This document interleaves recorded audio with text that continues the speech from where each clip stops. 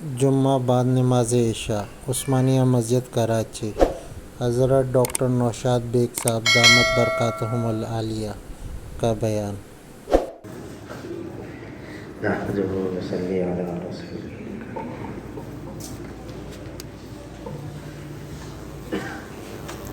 اس وقت جو امت کا حال ہے وہ ہم سب کے سامنے ہے،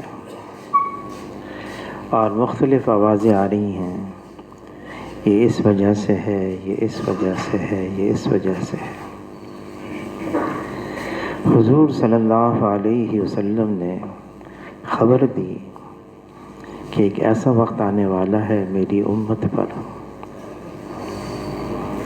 جیسے بھوکے کھانے پہ ٹوٹ پڑتے ہیں، غیر میری امت پہ ٹوٹ پڑیں گے۔ دسترخوان لگا ہوا ہو، بھوکے ہوں، ایک دوسرے کو آواز دیتے ہیں، آؤ بھائی آؤ، بہت گرم کھانا ہے، مزیدار کھانا ہے، نرم کھانا ہے۔ فرمایا ایسا حال ہو جائے گا، غیر ایک دوسرے کو دعوت دیں گے، مسلمانوں پر ٹوٹ پڑو۔ تو صحابہ کرام نے عرض کیا، اے اللہ کے رسول،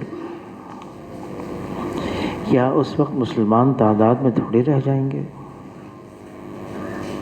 فرمایا نہیں، تعداد میں ہوں گے بہت زیادہ، لیکن ان کی حیثیت سمندر کے جھاگ یا سیلاب کے تنکوں کی طرح ہو جائے گی۔ تعداد بھی زیادہ ہوگی اور حیثیت بھی سمندر کے جھاگ کی طرح۔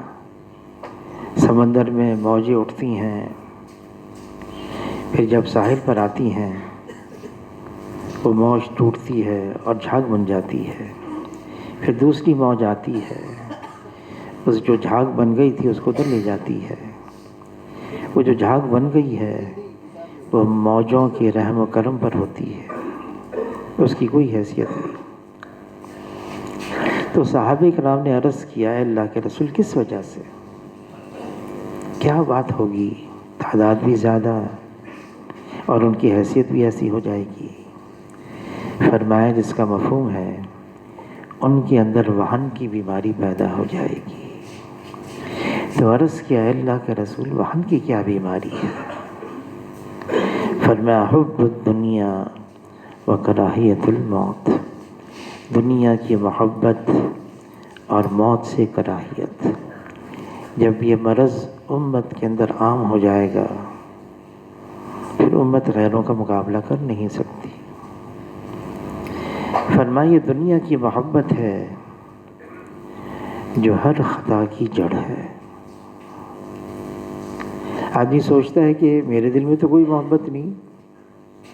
ایک ملک کے اندر ہم گئے اور وہاں ایک پہاڑی کی چوٹی پر ایک صاحب نے محل بنایا ہوا تھا، صرف میاں بیوی رہتے تھے۔ اس سے ملاقات کے لیے گئے۔ امام غزالی رحمۃ اللہ علیہ نے ایک کتاب لکھی ہے مذمت دنیا۔ تو وہ صاحب کہنے لگے، دنیا اتنی بری چیز تو نہیں ہے۔ کیا ہے دنیا؟ اتنی بری چیز نہیں ہے۔ حضور صلی اللہ علیہ وسلم فرماتے ہیں، جب میری امت دنیا کو بڑی چیز سمجھنے لگے گی تو اسلام کی ہیبت اور وقت دلوں سے نکل جائے گی۔ یہ دنیا بھی کوئی چیز ہے جب آدمی سمجھنے لگے گا۔ جس اللہ نے اس دنیا کو بنایا ہے، یہ سارا نظام چلایا ہے، وہ اللہ اس دنیا کے بارے میں جو خالق اور مالک ہے فرما رہے ہیں یہ لہو لعب ہے، یہ کھیل تماشا ہے۔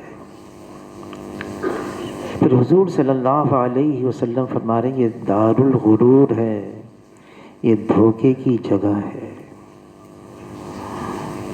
وصال سے چند دن پہلے حضور صلی اللہ علیہ وسلم فرمانے لگے، مجھے اپنی امت پر فقر اور فاقے کا ڈر نہیں، مجھے اپنی امت پر دنیا کی فراوانی کا ڈر ہے۔ فرمایا ہر امت کے لیے ایک فتنہ ہوتا ہے، آزمائش۔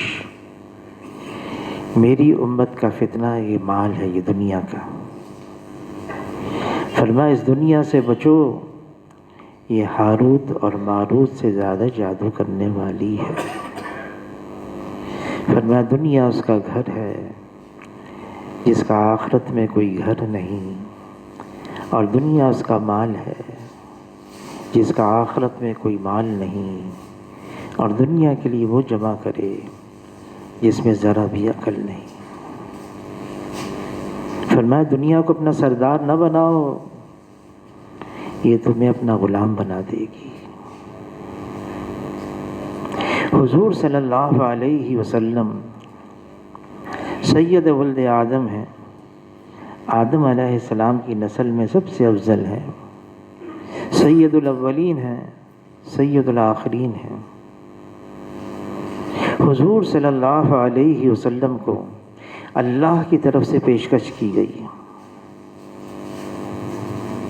جبرائیل علیہ السلام تشریف لائے، عرض کیا آپ چاہیں آپ کو ملک النبیہ بنا دیا جائے، نبوت کے ساتھ بادشاہت دی جائے، یا آپ چاہیں آپ کو عبد النبیہ بنا دیا جائے، نبوت کے ساتھ بندگی دی جائے، دونوں میں اختیار ہے۔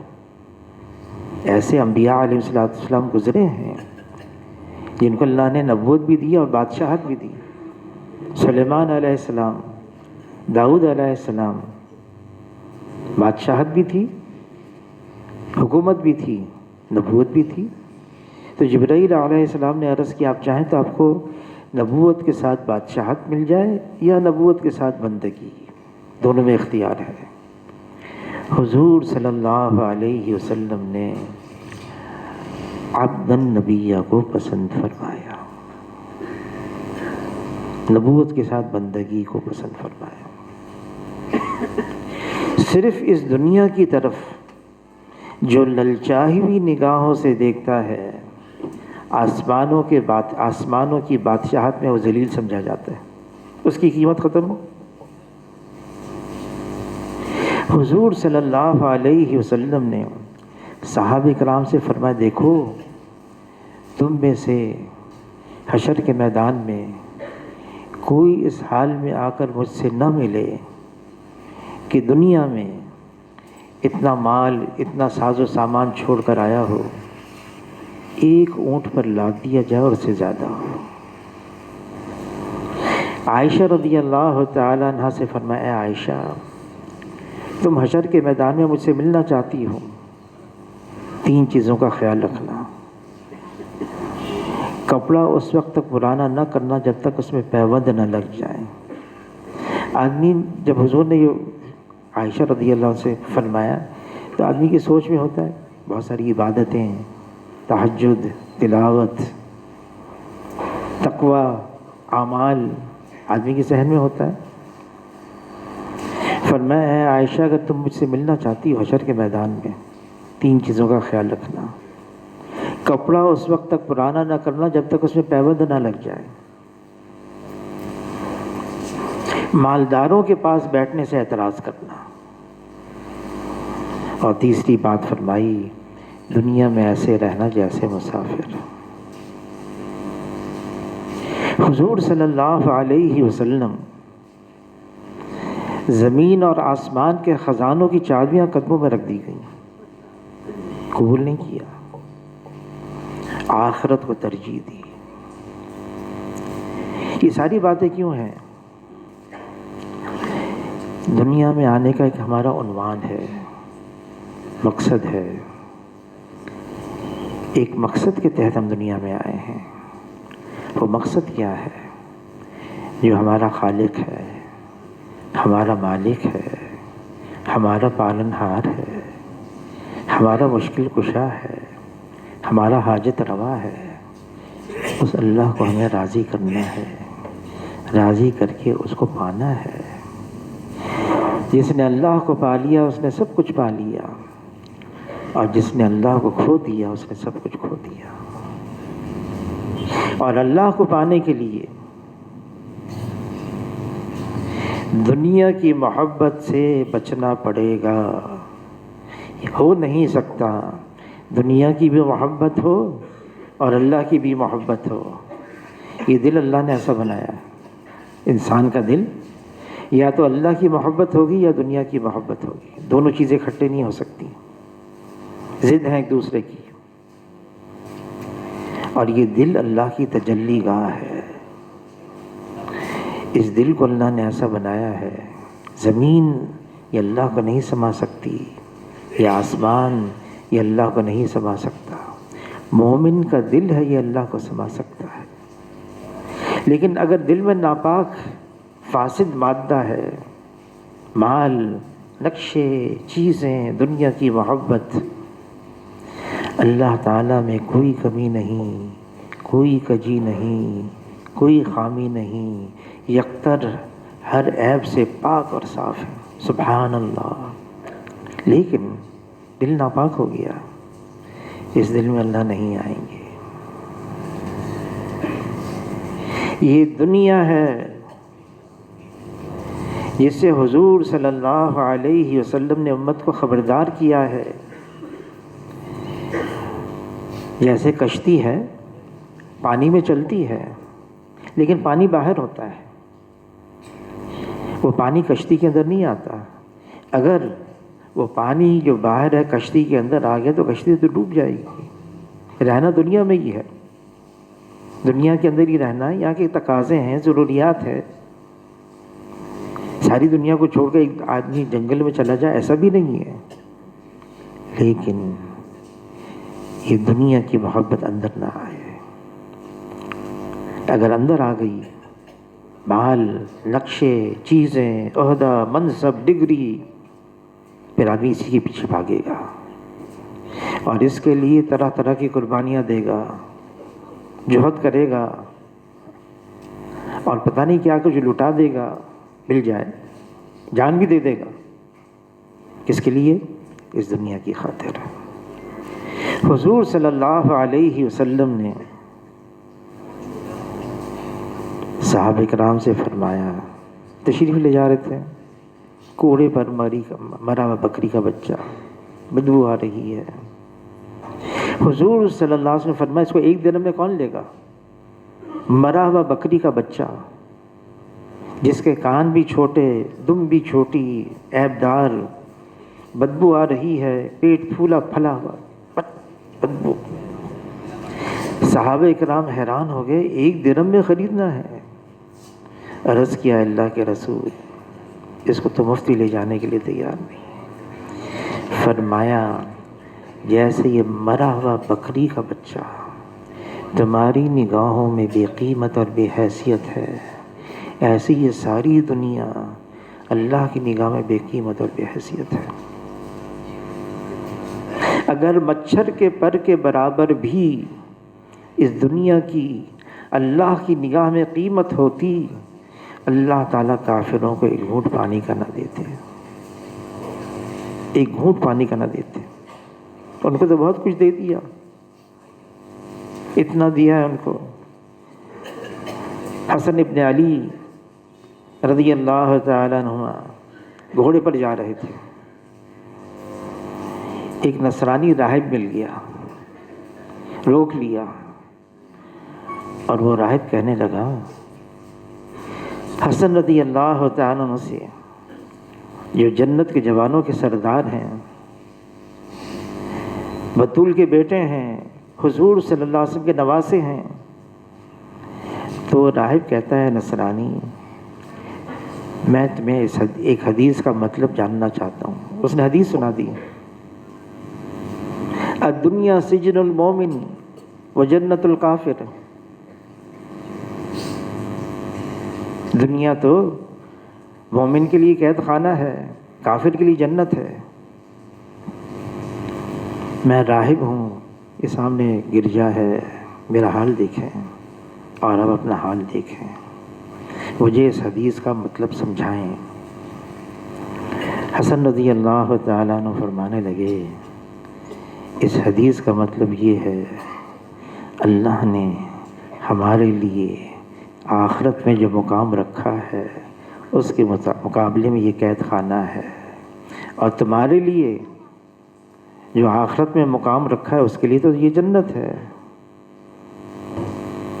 ہمارے لیے اللہ نے آخرت بنائی ہے، الدنیا خلقت لکم، اس دنیا کو بنایا ہے تمہارے لیے، لیکن تمہیں وَإِنَّكُمْ خُلِقْتُمْ لِلْآخِرَةِ، تمہیں اللہ نے بنایا آخرت کے لیے۔ آخرت بغیر دنیا چھوڑے ہوئے نہیں ملتی۔ فرمایا جس کا مفہوم ہے جو آخرت سے محبت رکھتا ہے صورت کے اعتبار سے دنیا کو نقصان پہنچاتا ہے، لیکن جو دنیا سے محبت رکھتا ہے وہ اپنی آخرت کو نقصان پہنچاتا ہے۔ آخرت بھی ہے اور دنیا بھی ہے۔ کیا کرنا ہے ہمیں؟ انسان کی ضروریات ہیں، حاجتیں ہیں، بیوی بچے ہیں، ساری چیزیں دنیا کی زندگی گزارنی ہے، کیسے گزارے؟ حضور صلی اللہ علیہ وسلم وہ دین لے کر آئے کہ جو اس دین پر چلے گا کبھی محتاج نہیں ہوگا دنیاوی اعتبار سے۔ ایسا طور طریقہ لے کر گئے براہ راست ہم اللہ سے فائدہ اٹھائیں۔ حاجی صاحب فرمانے کے، حاجی عبدالوہاب صاحب مرحوم رحمۃ اللہ علیہ، ادارے بہت سارے ہیں، دنیا کی چیزوں سے کیسے فائدہ اٹھایا جائے، بہت ادارے ہیں، معدنیات سے، مٹی سے، لکڑی سے، طرح طرح کی چیزوں سے کیسے فائدہ اٹھایا جائے۔ فرمایا کوئی ادارہ اب ایسا باقی نہ رہا، اللہ سے کیسے براہ راست فائدہ اٹھایا جائے۔ یہ سارا نظام اللہ چلا رہے ہیں اور اللہ کے قبضے قدرت میں ہے، ذرہ ذرہ کائنات کا یہ اللہ کے حکم میں جکڑا ہوا ہے۔ ساری مخلوق پر اللہ کا قبضہ ہے، ساری مخلوق پر کلی اختیار اور کامل تصرف اللہ کو حاصل ہے، اور فیصلہ دنیا میں اللہ کا ہے، ہوگا وہ جو اللہ چاہیں گے۔ ایک پتا بھی اس دنیا میں اللہ کے حکم کے بغیر نہیں ہل سکتا ہے، غلبہ اللہ کا ہے، فیصلہ اللہ کا ہے، حکم اللہ کا ہے۔ مخلوق کو بنایا اللہ نے طرح طرح کی، بڑی ظاہری شکل میں بڑی طاقتور ہے، ظاہری شکل میں بڑی زوراور ہے، ظاہری شکل میں بڑی فوجدار ہے مخلوق، لیکن مخلوق ہے، اللہ کے سامنے اس کی کوئی حیثیت نہیں ہے۔ جو مخلوق چاہے گی وہ نہیں ہوگا، جو اللہ چاہیں گے وہ ہوگا، اور اللہ کی چاہت ہر چیز پر غالب ہے۔ اللہ کی چاہت ایک ہے چیزوں سے فائدہ اٹھانا، سب لوگ فائدہ اٹھا رہے ہیں، اور ایک ہے اللہ کی ذات سے براہ راست فائدہ اٹھانا۔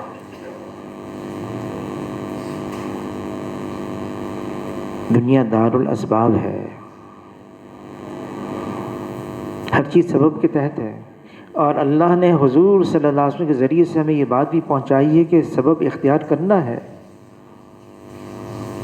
لیکن مسبب الاسباب اللہ ہیں، کرنے والے اللہ ہیں۔ اللہ کرتے ہیں اپنی قدرت سے کرتے ہیں، اللہ چاہیں سبب کے تحت کر کے دکھا دیں، چاہے سبب کے خلاف کر کے دکھا دیں، چاہے بغیر سبب کے دکھا دیں، کرنے والی ذات اللہ کی ہے۔ حضور صلی اللہ علیہ وسلم نے جب ہجرت فرمائی، اب امت کو اور جتنا آنے والا حصہ ہے امت کو اس کے سامنے یہ بات رکھنی تھی۔ بدر کا معرکہ ہو گیا، اور اسی سال رمضان کا مہینہ اور رمضان کے روزے فرض ہوئے۔ حضور صلی اللہ علیہ وسلم نے ترغیب دی، روزہ کھول دیں۔ کہاں جانا ہے؟ ابو سفیان کا لشکر ہے، تجارتی لشکر، اس کا پیچھا کرنا ہے، بڑا مال لے کر آیا ہے، اور وہ جتنا اس میں نفع ہوگا وہ سب مسلمانوں کے خلاف ہوگا۔ کتنے تیار ہوئے؟ 313۔ اچھا ان کے پاس ہتھیار بھی زیادہ نہیں، ایک درجن سے زیادہ ہتھیار نہیں، ایک درجن سے زیادہ سواریاں نہیں، بہت سارے پیدل گئے کسی اور ارادے سے۔ مارکا ہو گیا، امت کو بتانا تھا۔ 1000 کا لشکر کفار کا پوری تیاری کے ساتھ آیا، پوری تیاری کے ساتھ 1000 ہتھیاروں سے لیس، پوری تیاری کے ساتھ۔ حضور صلی اللہ علیہ وسلم نے پوچھ لیا صحابہ سے، اب کیا ہے، ہم تو کسی اور ارادے سے آئے تھے، اب لڑنا ہو گیا، کیا کریں؟ کچھ صحابہ نے کہا، اے اللہ کے رسول، لڑائی تو ہوتی ہے ہتھیاروں کے ساتھ، وہ تو ہے نہیں ہمارے پاس، ہتھیار تو نہیں ہے۔ ہاں اس کے لیے ہم تیار ہیں، آپ کہیں پہاڑوں سے چھلانگ لگاؤ، چھلانگ لگائیں گے، سمندر میں کود پڑو تو کود پڑیں گے، جان دینے کے لیے تیار ہیں ہم۔ حضور صلی اللہ علیہ وسلم ساری رات ان کے لیے ایک عریش بنایا گیا تھا، جھونپڑا، اللہ سے مانگتے رہے، یا حی یا قیوم برحمتک نستغیث، یا حی یا قیوم برحمتک نستغیث۔ علی رضی اللہ تعالیٰ عنہ، عمر چھوٹی تھی، 20-21 سال، اس عریش کا پردہ ہٹا کے کہ حضور رات کو کیا کر رہے ہیں، فرمایا کہ میں نے دیکھا حضور صلی اللہ علیہ وسلم سجدے میں ہیں اور اللہ سے مانگ رہے ہیں۔ ابو بکر رضی اللہ تعالیٰ عنہ اندر تھے اور فرماتے ہیں حضور صلی اللہ علیہ وسلم جب دعا کے لیے ہاتھ اٹھاتے اتنا اونچا کر لیتے کہ جو بغل کی سفیدی وہ بھی ظاہر ہو جاتی، کاندھے پر جو چادر تھی وہ گر جاتی، اور مجھے بھی ترس آنے لگا۔ ابو بکر رضی اللہ عنہ فرماتے حضور صلی اللہ علیہ وسلم فرمانے لگے، اے اللہ، اگر یہ 313 ختم ہو گئے پھر حشر تک تیرا نام لینے والا بھی کوئی نہیں ہوگا۔ علماء حضرات فرماتے اس جملے سے پتہ چلتا ہے حضور صلی اللہ علیہ وسلم کی ذہنی کیفیت کیا تھی۔ ابو بکر رضی اللہ تعالیٰ چادر گر جاتی، اٹھاتے کاندھے پر رکھتے، اے اللہ کے رسول بس بس، آپ کی دعا قبول ہو گئی۔ صبح کو حضور صلی اللہ علیہ وسلم باہر تشریف لائے، اب ہتھیار تو ہے ہی نہیں، صحابہ کرام سے فرمانے لگے، جناب رسول اللہ صلی اللہ علیہ وسلم ادھر آؤ، ادھر آؤ، یہ وہ جگہ ہے جہاں ابو جہل کی لاش ہوگی، یہ وہ جگہ ہے جہاں شیبہ کی لاش ہوگی، یہ وہ جگہ ہے جہاں عتبہ کی لاش ہوگی، اس جگہ پر ولید کی لاش ہوگی۔ ایک کا نام گن گن کر جو قریش مکہ کے مشرکین مکہ کے سردار نام لے لے کر بتائیں ان کی لاش یہاں پڑی ہوئی ہوگی، ہے کچھ بھی نہیں ہاتھ میں، لیکن صحابہ کرام کو یقین آ گیا ایسا ہی ہوگا، ایسا ہی ہوگا۔ اللہ تعالیٰ کلام پاک میں فرماتے ہیں، اس موقع پر میں نے 1000 فرشتوں کا لشکر، پھر 5000 فرشتوں کا لشکر، اور ایک بہت بڑے عالم فرمانے لگے اللہ تعالیٰ خود آخر میں اتر آئے۔ کیا ہے؟ امت کو سبق دیا براہ راست اللہ سے کیسے فائدہ اٹھایا جائے۔ ان کے پاس تو ہتھیار ہیں، ان کے پاس تو بہت کچھ ہے، تعداد بھی ہے، ہمارے پاس اللہ ہے، اور اللہ کی قوت، اللہ کی طاقت، اللہ کی قدرت اتنی زبردست ہے، کوئی اللہ کو عاجز کر نہیں سکتا، نہ زمین پر نہ آسمان پر۔ اللہ کو لینے کا ایک راستہ ہے، طریقہ ہے، وہ بڑے قدردان ہیں، بہت قدردان، وہ تو شہرگ سے بھی قریب ہیں، جو صرف اللہ کا نام لیتا ہے کبھی محروم نہیں رہتا، مجمع میں اللہ کا نام لیتا ہے، اللہ فرشتوں کے مجمع میں نام لیتے ہیں، کوئی چپکے چپکے دل میں نام لیتا ہے اللہ کا، پھر اللہ بھی چپکے چپکے اس کا نام لیتے ہیں، جو اللہ کا ہے پھر اللہ اس کے۔ بس ہمیں دیکھنا ہے کہ اللہ کو کیسے لیا صحابہ اکرام نے۔ ایک دریا ہے، اس کو پار کرنا ہے، کوئی کشتی نہیں، کوئی ظاہری اسباب نہیں ہے. نظر دوڑائی اپنے لشکر پر، کوئی اس میں گناہ کبیرہ کرنے والا تو نہیں ہے. اطمینان ہو گیا، نہیں کوئی نہیں ہے. یہ اسباب ہیں. نعمان بن مکرم رضی اللہ تعالیٰ عنہ فرمانے لگے، دیکھو میں پہچانتا ہوں اس گھڑی کو جب اللہ کی رحمت اترتی ہے. میں اس گھڑی کو پہچانتا ہوں جب اللہ کی رحمت اترتی ہے. وہ ساری چیزوں کو دیکھنے والے تھے. کیسے؟ انہوں نے اللہ کو راضی کیا ہوا تھا، اللہ کو ساتھ لیا ہوا تھا. اور اللہ کو ساتھ لینے کے لیے اللہ نے ایک کلیہ بیان کیا ہے کلام پاک میں، ان کنتم تحبون اللہ فاتبعونی یحببکم اللہ. اگر تمہارا دعویٰ ہے، تم اللہ سے محبت کرتے ہو، دعویٰ ہے، تو حضور صلی اللہ علیہ وسلم کی اتباع کرو، حضور کے راستے پر چلو. حضور کا اگر راستہ نہیں ہے، خلاف پیمبر کسی راہ گزید کہ ہرگز بمنزل نہ خواہ در رسید.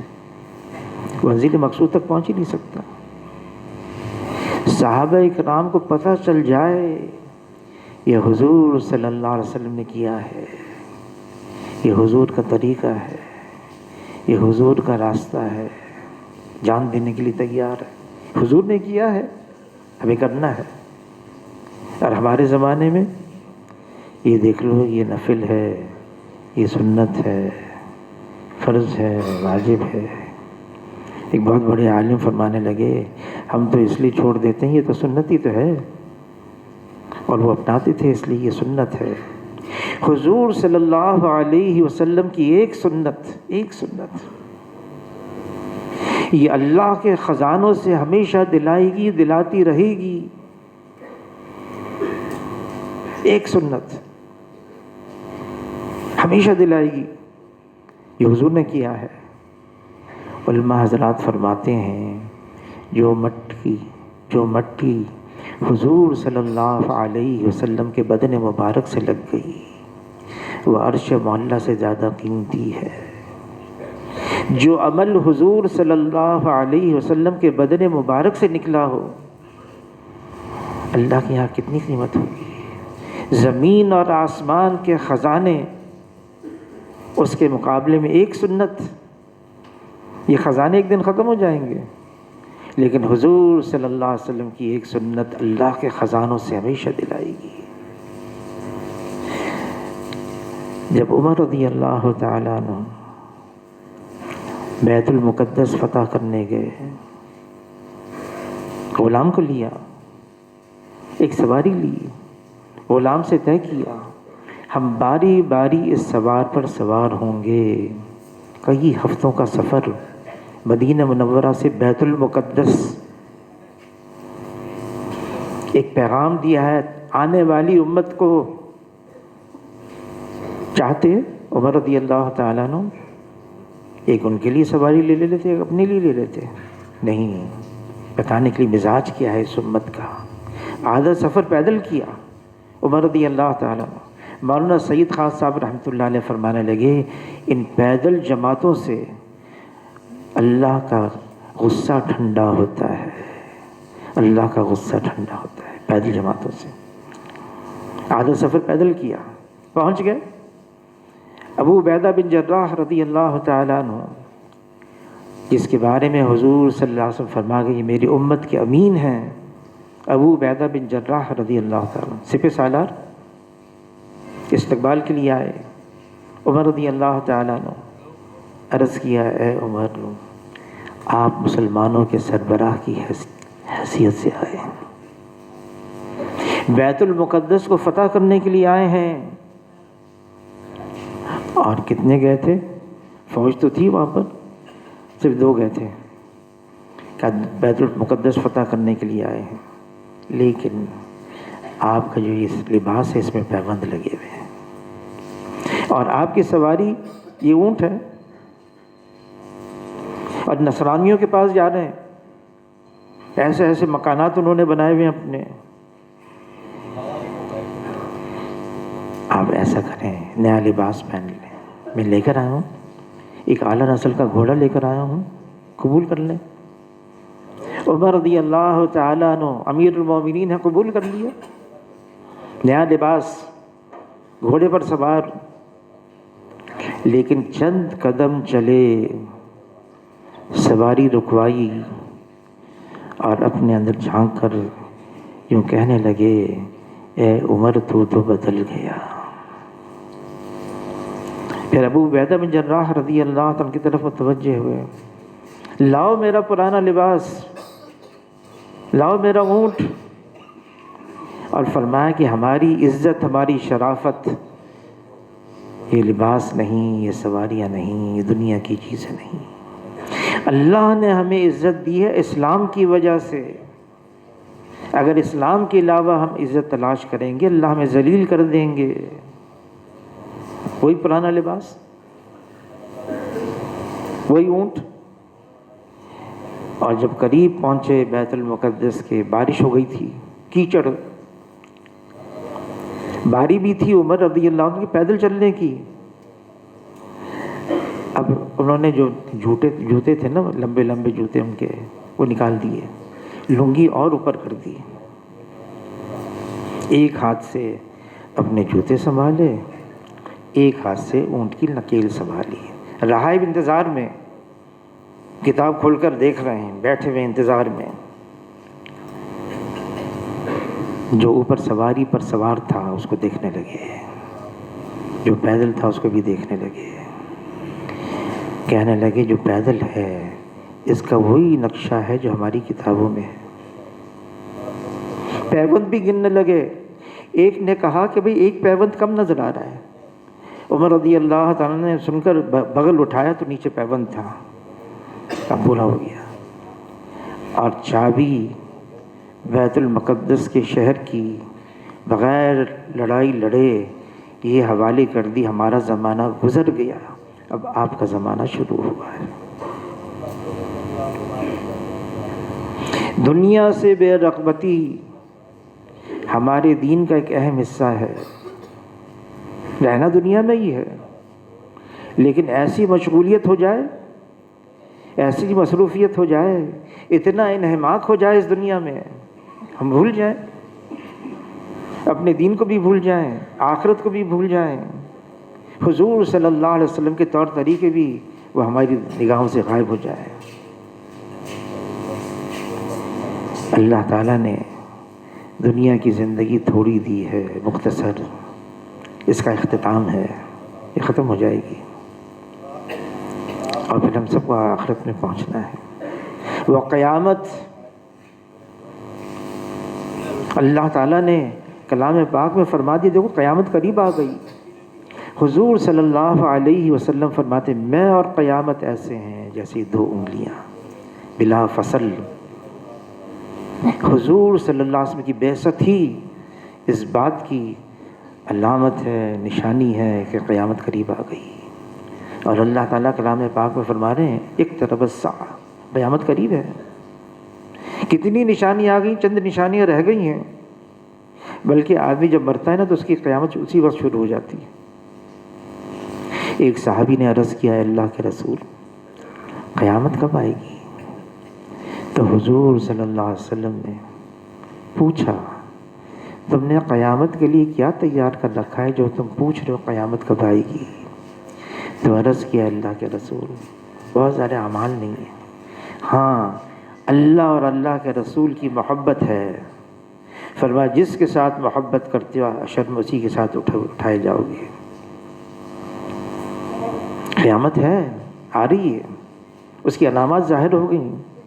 اور قیامت سے پہلے حضور سے سب جو خبریں دی ہیں یہ ہونی وہ تو ہوگی، یہ تو تقدیر ہے ہماری، یہ ہونا ہے. اس کو ساری خبریں دی، ایسا بھی ہوگا، ایسا بھی ہوگا، ایسا بھی، وہ ہو رہا ہے. ہمیں کیا کرنا ہے ان حالات کے اندر وہ بھی بتا دیا. اللہ کی طرف متوجہ رہو، رجوع الی اللہ. اللہ کی رضا کی طلب میں لگے رہو، گناہوں سے اپنے آپ کو بچا کے رکھو، گناہوں سے بچانا اپنے آپ کو، اس سے اللہ کی ناراضگی پیدا ہوتی ہے۔ اب ماحول معاشرہ ایسا بن گیا ہے، ہاں دجالی فتنے اتنے عام ہو گئے ہیں، ابھی آیا نہیں دجال، اب دجالی فتنے ظاہر ہو گئے ہیں، ہاں جس کو دیکھو ہر جیب میں، چھوٹے بچے، عورتیں، کیسے بچا جائے اس سے؟ اپنے دل کو اللہ کی طرف متوجہ کر دو۔ کسی نے کہا میں نماز بھی پڑھتا ہوں، خیال ادھر جاتا ہے ادھر جاتا ہے، کسی نے کہا دل تو ہے صنم آشنا، تجھے ملے گا کیا نماز میں؟ دل کو اللہ کے غیر سے اتنا مانوس کیا ہوا ہے، دل میں اب اللہ کا خیال ہی نہیں آ رہا، نماز پڑھ رہے ہیں، حالانکہ ترغیب دی ہمیں ایسی نماز پڑھو، اللہ کی ایسی عبادت کرو جیسے ان آنکھوں سے تم اللہ کو دیکھ رہے ہو، اور یہ کیفیت نہیں ہوتی، اللہ تو تمہیں دیکھ رہے ہو۔ اپنے آپ کو بچا کے رکھنا پڑے گا۔ اللہ نے احکامات دیے ہیں، کرنے کے بھی بچنے کے بھی، کرنے والے کرنے ہیں، بچنے والوں سے بچنا ہے۔ اس کے لیے ایک آسان سا طریقہ یہ ہے، ماحول آدمی اپنا ایسا بنائے۔ حضور صلی اللہ علیہ وسلم مثال دیتے ہیں، عطار کے پاس بیٹھے، عطر نہ لے خوشبو تو آئے گی، لوہار کے پاس بیٹھے، چنگاری اڑ کر کپڑوں کو نہ لگے، بدبو دھواں تو آئے گا۔ اللہ کا حکم ہے سچوں کے ساتھ رہو۔ صحابہ کرام، ہم کیوں کہتے ہیں صحابہ؟ ایمان کی حالت میں حضور کی صحبت اختیار کی ہے۔ ماحول یہ بہت ضروری ہے، بگڑے ہوئے ماحول کے اندر، ہاں اس وقت باہر کا ماحول جتنا ہے ایمان سوز ہے، مسجد کے اندر ماحول بنائیں۔ حضور صلی اللہ علیہ وسلم فرماتے ہیں، اس کا مفہوم ہے، جس نے 3 چیزوں کو مضبوطی سے تھامے رکھا وہ ہدایت پر جمع رہا۔ 3 چیزوں کو مضبوطی سے تھامے رکھا وہ ہدایت پر جمع رہا۔ ایک مسجد، دوسرا جماعت، اور تیسرا عوام الناس۔ جو مسجد سے جڑ گیا وہ اللہ کے دین کے ساتھ جڑ گیا، جو اللہ کے دین کے ساتھ جڑ گیا وہ اللہ سے جڑ گیا۔ جو اللہ پر اور آخرت پر ایمان لاتے ہیں وہ مسجدوں کو آباد کرتے ہیں، اور جماعت کے ساتھ ماحول میں رہیں، اکٹھے رہیں۔ حضور صلی اللہ علیہ وسلم صحابہ کرام کے ساتھ تشریف لے جا رہے ہیں، ذرا صحابی الگ چلنے لگے، آواز دی، کیوں الگ چل رہے؟ اے اللہ کے رسول، لوگوں کے چلنے کی وجہ سے، سواریوں کی وجہ سے گرد اڑ رہی ہے، میں پریشان ہو رہا ہوں اس گرد سے۔ کہا نہیں یہ تو جنت کی خوشبو ہے، یہ گرد جنت کی خوشبو ہے، اس کو سہ جاؤ۔ پھر فرمایا جس کا مفہوم ہے، جیسے اکیلی بکری کو بھیڑیا آسانی سے شکار کر لیتا ہے، انسانوں کا بھیڑیا شیطان ہے۔ الگ تھلگ رہو گے آسانی سے نوالا بن جاؤ گے شیطان کا۔ مل کر رہو، اکٹھے رہو۔ اکٹھے رہنے میں اس کے آداب ہیں، اکٹھے رہنے میں آداب ہیں، اصول بتا دیے کیسے اکٹھے رہیں۔ ہر فرد معاشرے کا دوسرے کو اپنے سے بہتر سمجھے۔ میں سب سے کم تر ہوں، دوسرے مجھ سے اچھے ہیں، بہت بہترین اصول ہے۔ آسان تو نہیں ہے، بولنے میں تو بہت آسان، میں نے بول دیا آپ نے سن لیا۔ ہر فرد کو اپنے سے بہتر سمجھنا، یہ اس وقت ہوگا جتنی اللہ کی معرفت کھلتی چلی جائے گی۔ بڑائی صرف اللہ کے لیے ہے، بڑائی اللہ کا حق ہے، بڑائی اللہ کی صفت ہے۔ اللہ اکبر، بڑائی تو صرف اللہ کے لیے اور میرے لیے۔ عاجزی، انکساری، تواضع، چھوٹے بن کر چلنا، معاشرے میں چھوٹے بن کر چلنا۔ حضور صلی اللہ علیہ وسلم کی دعا ہے، دعاؤں میں دعا ہے، اللہم اجعلنی فی عینی صغیرا وفی اعین الناس کبیرا۔ اے اللہ مجھے اپنی نگاہ میں چھوٹا بنا دے، بے شک اوروں کی نگاہ میں مجھے اونچا کر دے۔